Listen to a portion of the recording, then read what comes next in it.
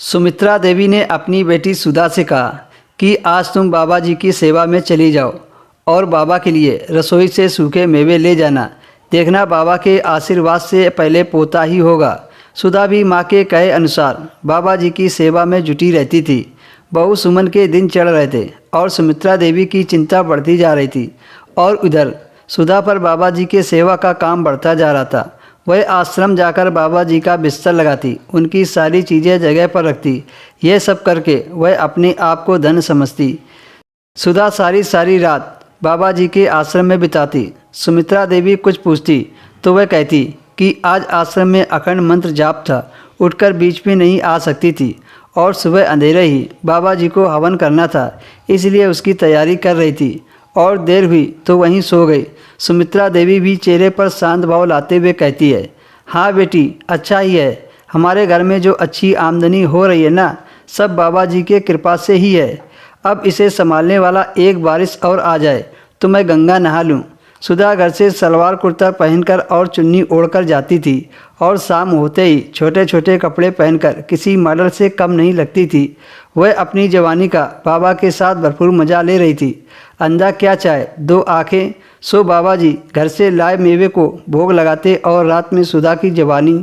कभी कभी सुमित्रा देवी कहती, बेटी सुधा, तुम आजकल आश्रम में बहुत रहने लगी हो, अपनी पढ़ाई पर भी ध्यान दो। सुधा कहती है, माँ आप चिंता मत करो, मैं खुद ध्यान दे रही हूँ अपनी पढ़ाई पर।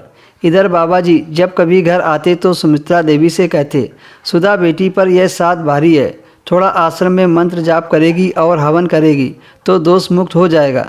सुधा तो बाबा जी से इतनी हिल मिल चुकी थी कि वह घर में कुछ नहीं बताती थी। जो चल रहा था उसमें वह खुश थी।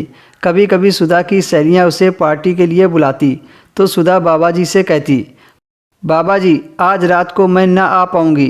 बाबा जी कहते, अब तुम्हारे बिना हमारा जीवन असंभव है, तुम भी नहीं चाहोगी कि ये राज खुल जाए, एक रात की भी छुट्टी नहीं है तुम्हें।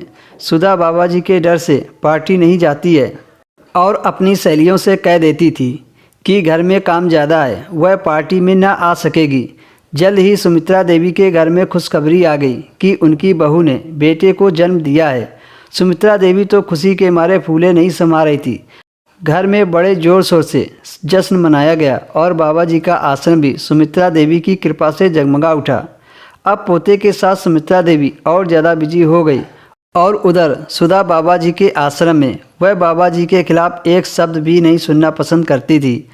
अब कभी कभी सुमित्रा देवी कहती, बेटी सुधा, अब तुम आश्रम जाना छोड़ दो, पोता तो हो गया, मैंने तो गंगा नहा लिया, अब मैं फिर से बाबा जी के सेवा में जुट जाती हूँ।